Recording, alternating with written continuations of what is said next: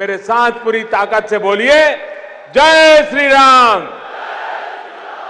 जय जय श्री राम, जय जय श्री राम। स्वागत है दोस्तों एक बार फिर से आप सभी का ओपीएस न्यूज पर। तो आइए दोस्तों जानते हैं चुनावी हलचल से जुड़ी कुछ बड़ी और महत्वपूर्ण खबरें, जहां पर पश्चिम बंगाल से दोस्तों बड़ी खबर सामने आ रही है, जहां ममता बनर्जी जो है वो बीजेपी पर आरोप लगा रही है अपने खुद के ऊपर हुए हमले का। और इसी बीच अभी भी चुनाव आयोग ने एक बहुत ही बड़ा फैसला दिया है। साथ ही आपको बता दें कि देश के 5 राज्यों में चुनाव होने वाले हैं और इन चुनावों को लेकर शरद पवार ने एक बड़ा बयान जारी किया है। उन्होंने कहा है कि दोस्तों भारतीय जनता पार्टी की 5 में से 4 राज्यों में करारी हार होगी, मात्र एक राज्य में ही जीत हासिल कर सकती है। तो इसको लेकर बड़ी खबर आ रही है, आखिर क्या उन्होंने बड़ा ऐलान किया है। और वहीं अमित शाह का खतरनाक भयंकर रोड शो, ममता बनर्जी पर कहा दीदी जल्द से जल्द ठीक हो जाए, यही मेरी शुभकामना है। और वहीं दोस्तों भारत देश के जो गृह मंत्री है अमित शाह जी, उन्होंने पश्चिम बंगाल में एक बड़ा ऐलान किया है कि 200 सीट जीत कर दिखाएंगे। और पश्चिम बंगाल में बीजेपी का लक्ष्य है अपनी सरकार बनाने का। और इस बीच अभी भी दोस्तों तृणमूल कांग्रेस को एक तगड़ा झटका भी लगा है, जहां पर ममता बनर्जी के कई बड़े नेता, विधायक और सांसद जो है दोस्तों पार्टी से इस्तीफा देकर भारतीय जनता पार्टी में शामिल हो चुके हैं। इसको लेकर बड़ी खबर सामने आ रही है। और 1-2 बड़े नेता है जिन्होंने दोस्तों बीजेपी से भी इस्तीफा दे दिया है, इसको लेकर भी बड़ी खबर है। और उसी के साथ दोस्तों आपको बता दें कि ऑफिशियली पश्चिम बंगाल का सी वोटर, एबीपी न्यूज और इन सभी का ओपिनियन पोल क्या निकल कर आ रहा है, उसके बारे में भी डिस्कस करेंगे कि आखिर ओपिनियन पोल के मुताबिक पश्चिम बंगाल में किसकी बन सकती है सरकार।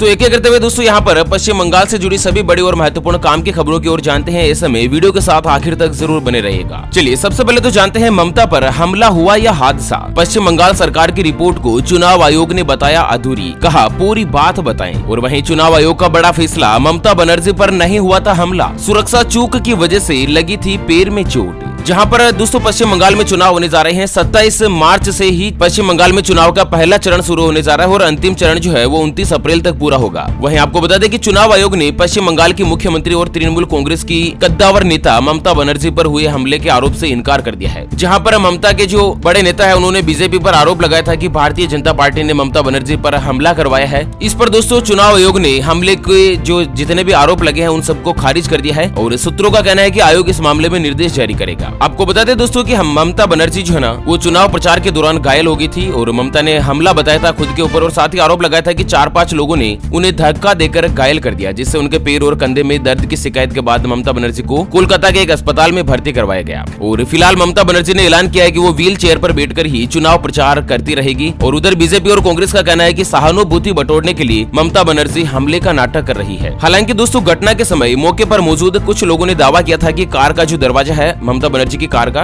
वो एक पोल से टकराने के बाद अचानक बंद हो गया था और इसी वजह से ममता बनर्जी के पैर में चोट लग गई थी। चलिए पश्चिम बंगाल से अगली खबर आ रही है कि ममता को लगा फिर बड़ा झटका, राजीव बनर्जी ने विधायक पद से दिया इस्तीफा। तो पश्चिम बंगाल में इस साल विधानसभा चुनाव जो हो रहे हैं ना 27 मार्च को, जहां पर भारतीय जनता पार्टी जो है वो राज्य में अपनी पेठ मजबूत करने की कोशिश कर रही है और वहीं सत्तारूढ़ टीएमसी पार्टी के सामने अपना गढ़ बचाने की एक बड़ी चुनौती साबित हो रही है। चुनाव से पहले कई टीएमसी के नेता जो है साथ छोड़ रहे हैं और वहीं कुछ बड़े नेता भारतीय जनता पार्टी में भी शामिल हो चुके हैं। और इसी कड़ी में पूर्व कैबिनेट मंत्री राजीव बनर्जी ने शुक्रवार को विधायक पद से इस्तीफा दे दिया। और इससे पहले वो 22 जनवरी को ममता बनर्जी के नेतृत्व वाली सरकार से कैबिनेट मंत्री के पद से भी इस्तीफा दे चुके हैं, जहां पर ममता बनर्जी ने उनको वन मंत्री की जिम्मेदारी सौंपी थी। तो दोस्तों वन मंत्री की पोस्ट से इस्तीफा देकर ममता बनर्जी को एक तगड़ा झटका दिया है। और ऐसी भी अटकलें सामने आ रही है कि ममता बनर्जी की पार्टी से इस्तीफा देकर विधायक साहब जो है भारतीय जनता पार्टी में शामिल हो सकते हैं। साथ ही दोस्तों भारतीय जनता पार्टी ने तीसरे और चौथे फेज के लिए प्रत्याशियों की लिस्ट जारी कर दी है, जिसमें आपको बता दें कि बीजेपी ने पश्चिम बंगाल में 3rd और 4th फेज के लिए जो चुनाव होंगे ना उसमें उम्मीदवारों की घोषणा कर दी है, टिकट के नामों का ऐलान कर दिया है। तीसरे फेज के लिए 27 उम्मीदवार और चौथे फेज के लिए लगभग 36 उम्मीदवारों के नाम की घोषणा करी है। और पश्चिम बंगाल में अब तक कुल 120 उम्मीदवारों के नामों की घोषणा जो है की जा चुकी है। अच्छा वहीं दोस्तों एक और बड़ी खबर आ रही है कि टिकट नहीं मिलने से नाराज सोवन चक्रवर्ती ने बीजेपी से दिया इस्तीफा।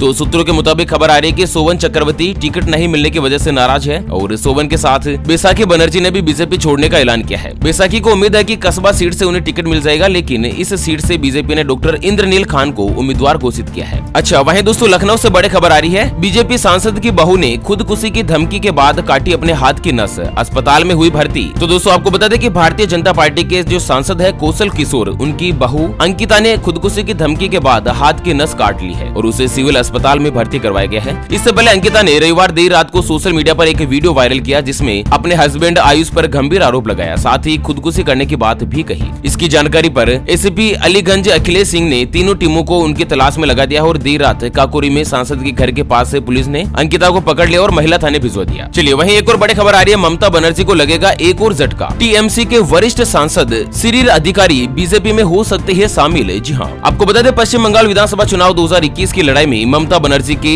जो अपने व्यक्ति है, अपने सांसद है, अपने विधायक है, अपने मंत्री है, वो लगातार उन्हें छोड़कर भारतीय जनता पार्टी में शामिल हो रहे हैं। और इसी बीच अभी की खबर आ रही है, टीएमसी के वरिष्ठ सांसद शिशिर अधिकारी के इस कड़ी में नाम जो है जुड़ने जा रहा है, जहां पर सांसद शिशिर अधिकारी ने कहा कि वो 20 मार्च को कांठी में प्रधानमंत्री नरेंद्र मोदी जी की जनसभा में शामिल हो सकते हैं। वहीं आपको बता दें कि बीजेपी लगातार टीएमसी के बागी नेताओं पर निगाह बनाए हुए हैं और तमाम टीएमसी नेता अभी भी बीजेपी के संपर्क में है। राज्य में अप्रैल मई में विधानसभा के चुनाव होने वाले हैं, जहां पर इस तरह की कुछ बड़ी खबरें आ रही है। और वहीं दोस्तों किसान आंदोलन के जो बड़े नेता है राकेश जी टिकैत, उनको लेकर भी बड़ी खबर आ रही है। बीजेपी का विरोध करने बंगाल पहुंचे राकेश टिकैत का हुआ भव्य स्वागत।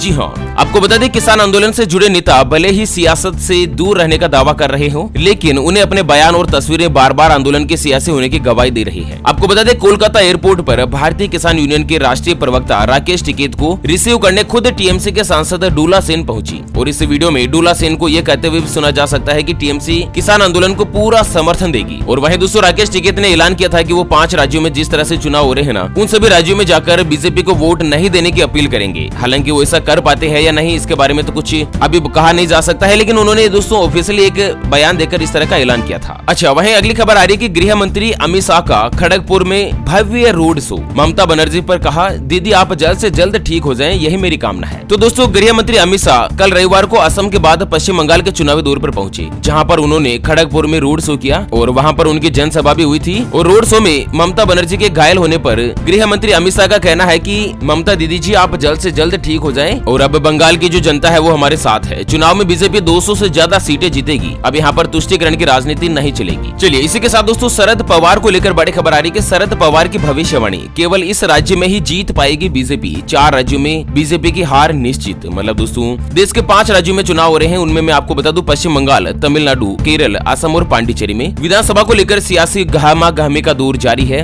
और इसी बीच पश्चिम बंगाल में जहां भारतीय जनता पार्टी और टीएमसी के बीच सियासी उठक पटक का दौर जारी है, घमासान चुनावी माहौल बन सकता है जहां। और वहीं असम और केरल के हालात यह है कि कांग्रेस की प्रतिष्ठा के ऊपर एक दाव बना हुआ है, जबकि तमिलनाडु में भाजपा और कांग्रेस दोनों को ही क्षेत्रीय पार्टियों के साथ मिलकर चुनाव लड़ना निश्चित हो सकता है। इस बीच अभी भी दोस्तों शरद पवार ने एक बड़ा ऐलान किया है। उनका कहना है कि भाजपा केवल 5 राज्यों में से एक ही राज्य में जीत हासिल कर पाएगी, जबकि 4 अन्य राज्यों में उनको हार का मुंह देखना पड़ेगा। शरद पवार का कहना है कि बीजेपी को केवल उत्तर पूर्वी राज्य असम में ही जीत मिल जाएगी, बाकी अन्य राज्यों में उसको हार के साथ संतोष करना पड़ेगा। हालांकि उनके इस बयान से देश में राजनीति के माहौल को एक तीव्र गति मिल चुकी है और हालांकि इसके बाद उनका क्या होगा दोस्तों और इसका रिजल्ट ही बता पाएगा। फिलहाल दोस्तों यहाँ पर बीजेपी ने पश्चिम बंगाल में जीत हासिल करने का एक पूरा लक्ष्य और टारगेट लगा दिया है। खुद नरेंद्र मोदी जी इस चुनावी मैदान में उतर चुके हैं, देश के गृह मंत्री अमित शाह जी भी दोस्तों चुनावी मैदान में उतर चुके हैं। वैसे आपको क्या लगता है 5 राज्यों में से किस किस राज्य में दोस्तों बीजेपी की जीत हो सकती है, किस किस राज्यों में कांग्रेस की और किस राज्य में टीएमसी की जीत हो सकती है? दोस्तों आप अपनी राय और विचार हमें वीडियो के नीचे कमेंट बॉक्स में जरूर बताएगा। मुझे तो लगता है कि पश्चिम बंगाल में बीजेपी एक बहुत ही बड़ा और शानदार प्रदर्शन कर सकती है। वैसे आप राय जान लेना हमारे लिए बहुत ही महत्वपूर्ण है। अच्छा, इसी के साथ दोस्तों वीडियो को फिलहाल यहीं पर देते हैं विराम। फिर से होंगे हाजिर एक और नई और ताजा तरीन ब्रेकिंग न्यूज हेडलाइंस के साथ। तब तक के लिए जय हिंद, जय भारत, वंदे मातरम।